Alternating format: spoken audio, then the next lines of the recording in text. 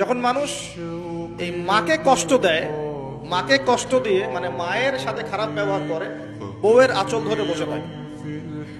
যখন মানুষ বাবাকে দূরে ঠেলে দেয়, বন্ধু বান্ধবকে কাছে টেনে দেয়। তারপরে আছে যখন গান বাজনা বাদ্যযন্ত্র বেশি হয়, মানুষের কানের কাছে যখন বাদ্যযন্ত্র বাজতে থাকে, মানে হেডফোন দিয়ে গান শুনছেন, এখন কানের কাছে বাদ্যযন্ত্র বাজছে। তারপর যখন মানুষ মাদকদ্রব্য বেশি সেবন করা শুরু করে, যখন জেনা বেশি বেড়ে যায়, অশ্লীলতা বেশি বেড়ে যায়, ব্যভিচার বেড়ে যায়, এই পাপগুলো যখন বেড়ে যায় এবং গায়িকা নর্তকীদের সংখ্যা বেড়ে যায়। প্রতিটা কথা আরবি দিয়ে বলা আছে, আমি বলতে গেলে টাইম যেত, আমি শর্ট করে বললাম। এই কাজগুলো যখন একটা সমাজের মধ্যে বেশি হয়, তখন ওই জায়গায় আল্লাহর পক্ষ থেকে দুইটা মারাত্মক মানে আযাব আসে। তার মধ্যে একটা হচ্ছে মহামারী, একটা হচ্ছে এই ভূমিকম্প।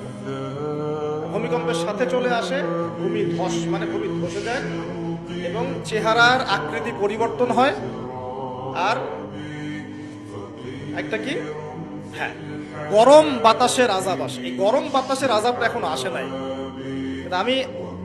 আমি শেষ জামানার হাদিসগুলো টুকটাক গবেষণা করে মনে হচ্ছে অচিরে গরম বাতাসের একটা আযাব আসবে বিশ্বের দিকে। এবং নাসাও এটা নিয়ে গবেষণা করছে অলরেডি। সূর্যের মধ্যে অনেক রকম বিক্রিয়া হচ্ছে, তেজস্ক্রিয় বিক্রিয়া হচ্ছে ইত্যাদি, হিলিয়াম গ্যাসের অনেক বিস্ফোরণ হচ্ছে। এগুলোর ওয়েভ বা ফ্লোটা আস্তে আস্তে পৃথিবীর দিকে ধেয়ে আসবে।